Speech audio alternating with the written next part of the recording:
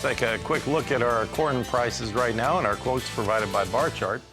Well, on the corn board, we have the December new crop corn 3 higher now at 5.36, so hanging right in there, and still about 3 or 4 cents from our earlier high from last night. November new crop soybeans are 3.5 higher. We're at 13.53 3/4. In our wheat in Chicago, you currently have September 4.5 lower though at 6.36 1/4. That would be about 8 cents off of our overnight high. Currently, you have your Kansas City market showing September down 3.5 cents, and that would put us now at 6.11 3/4.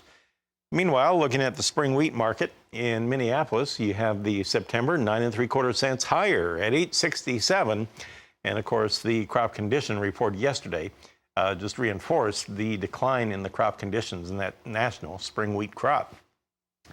I want to bring in Ben Hushon, and he is with the mill in Whitehall, Maryland, for a regular update on conditions in the Mid-Atlantic region there. Ben, how are you doing this week, and how are the crops doing?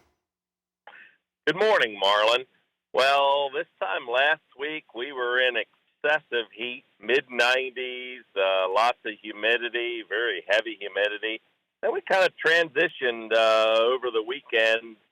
Not a big change, but into the high 80s, maybe touching into the low 90s.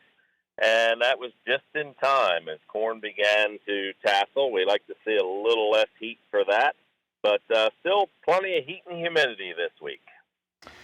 All right. Well, we're showing some video of some planting into wheat stubble the way it looks that you had apparently taken. Was that this morning when you took this? Couple pictures this morning, most of them yesterday afternoon, and that's a good question, Marlin. I mean, wheat harvest is still continuing, and part of the reason it's a drawn-out affair is you pretty much have to wait till you get a lot of the dew off. This morning we had a lot of fog so that you can cut the wheat, as you well know, growing up where you grew, and that's always a big pressure to get that wheat cut. Wheat straw, very important, significant market still in our community with construction and houses being built. And then there's always that time clock, one of the many that's ticking in the back of the farmer's mind because they know generally soybeans are planted double crop after wheat. They also know that the numbers say, the data says for every day after July 4th that you plant your double crop soybeans, you got a chance of losing a bushel off of your yield this fall. So a bushel a day sure keeps them running fast. So I'm curious, you were showing some baling of wheat straw. Is there a pretty good market for that this year?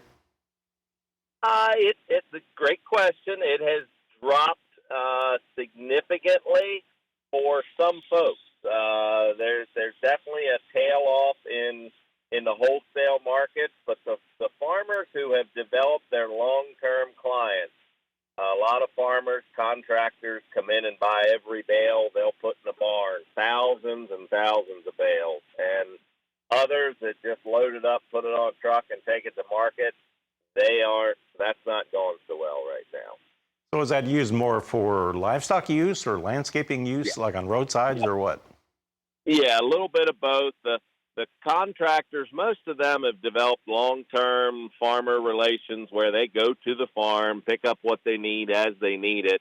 The local auctions are pretty much livestock is primarily where that's headed to. So that market is down because of so much straw.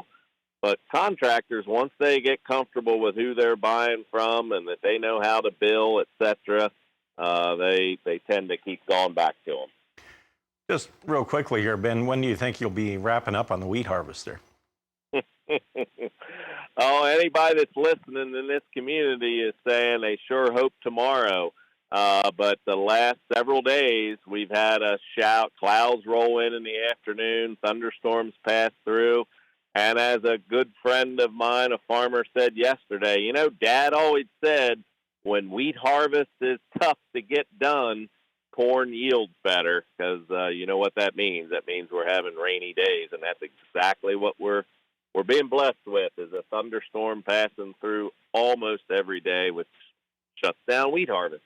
So hopefully this time next week we'll be done talking wheat harvest, and we can talk corn tasseling. And that is Farmer Logic. All right, thank you, Ben. Appreciate the help today. Ben Hushon of the Mill in Whitehall, Maryland. We'll be back. I'll give you some livestock prices right after this.